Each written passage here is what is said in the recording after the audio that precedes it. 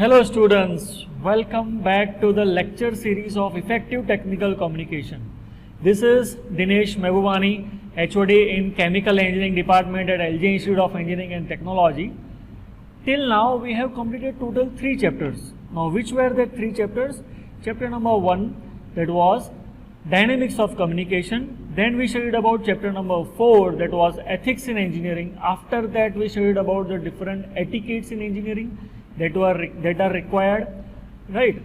Now let's move on further, and we are going to start chapter number 2. And what is the name of the chapter? The name of the chapter is Technical Writing. Okay. You all might be having a question that what is the meaning of technical writing? Now technical words, it is not like it is related with science or engineering. Technical writing, it is related with the writing of that particular topic. Right. So if we talk about the technical writing, it is not associated only with engineering and science and medical. We can write any non-technical topic in a technical manner. Okay. Now let's move on further. What is the need of technical writing? If we talk about the need of technical writing, nowadays in every organization, written communication is preferred over oral communication. Right? If you were to ask something to your boss or any employees, if you were to communicate, if you were to pass any message, then you have to prefer written communication over oral communication. Right? Where this technical writing will be used? Okay, where this technical writing will be used? So technical writing is basically used in each and every sector, in each and every stage of your life. If you are a student in engineering, this technical writing will be useful in writing reports. Okay, in writing design engineering reports, in writing the project reports that you are going to study in 7th and 8th SEM. For all purposes, technical writing is important. Right? Then business letters, proposals, technical reports, emails, if you want to write blogs. These are some of the examples of technical writing. So in each and every stage of the life, the technical writing is definitely going to be important for you. For example, if you want to write a letter of recommendation for your friend, then again a technical writing is required. If you want to write any application, any resume, right? So all these things are covered in the technical writing. Okay. Now every written communication has specific content, format and audience. It is not like that technical writing is for particular purpose only, for a single purpose only. So the format of each and every report, each and every letter, each and every document is different. Okay. The contents are different, the formats are different, and as well as we can say the audience is also different. Right? Okay. See, before starting technical writing, we have to first of all study about the 5 different C's of written communication. 5 different C's of written communication. See, if you want to write a report, an application or letter or business proposal, for each and everything, these 5 things we have to keep in mind. Let us study one by one. Which are these 5 things? Okay, the first thing is clarity.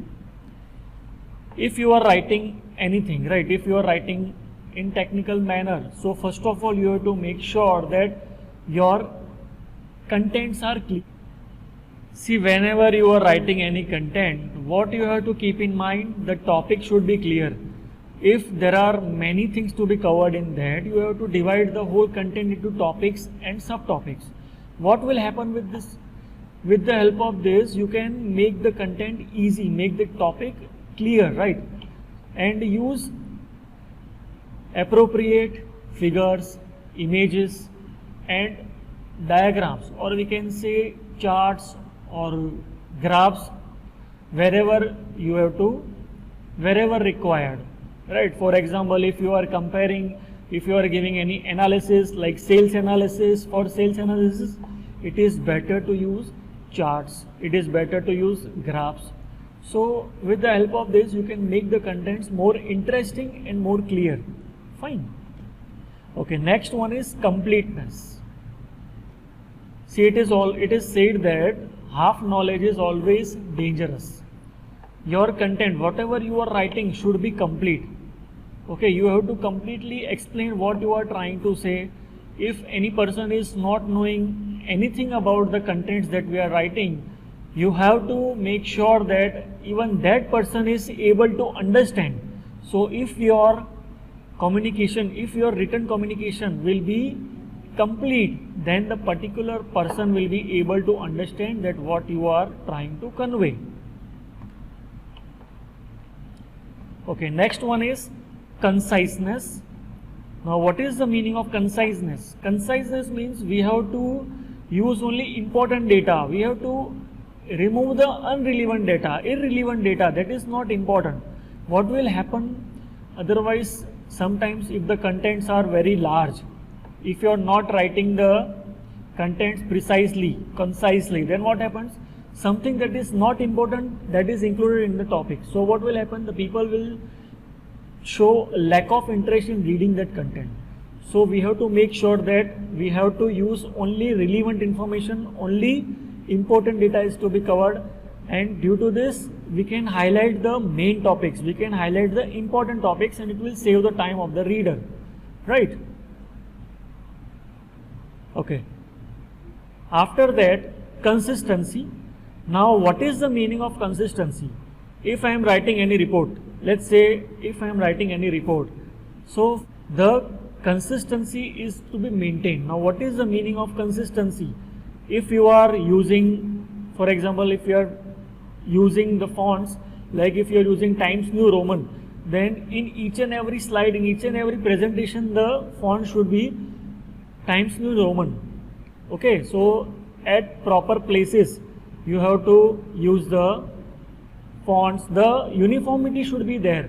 If you are using an image before the contents, so the image should be at the same position. So what will create, due to this, it will create a good impression of yours, and the reader will be able to understand the contents of the report or anything that you are writing. Okay, for example, you are using margins, then margin for each and every slide should be same. Using tables, then for tables also you have to take care that the position of the table is correct. Then if you are using another table in the next slide, then you have to take care that the table is placed at the same position. So if you will maintain uniformity in the whole presentation, then the contents will look good and clear. So consistency is to be maintained. For example, for any analysis you are using graph for the first slide, for all the slides you have to use graph only. Okay. Now next is correctness. See, whatever you are writing or whatever you are communicating, it should be correct. You have to check the authenticity of that particular topic. The information that is to be written should be verified first. Before verification, do not write anything. Then use proper grammar. Grammatical mistakes should not be there. You have to use annotations. You have to also use the punctuation at the correct places. So if you will follow these type of 5 different C's, once again let us repeat: clarity, completeness, conciseness, consistency and correctness. If these C's are chosen and written properly, if these C's are maintained and used properly, then our content will be effective. Okay, so this was about 5 C's of written communication. Okay, let us start the first topic, report writing. Now, what is the meaning of report? Now, report, what is a report? A report is a systematic and well organized document that is used to analyze a problem or any subject. Now, this is a definition of report writing, right? See, definition is little bit difficult to remember, but in simple words, if you want to write anything in a systematic manner, okay, then we have to write in the form of report. Which are the different types of reports? The different types of reports are academic report, then sales report, project report, medical report and so on. Okay, in your academics you are going to write about the project report. You have to study about the project report. So project report, how to write a project report, what is the method to write a project report. That will be very much important for you, and we are going to study this report writing in details in this chapter. Okay. Now, which things are required for any report writing? As I told you, we have to maintain 5 different C's for writing anything technically.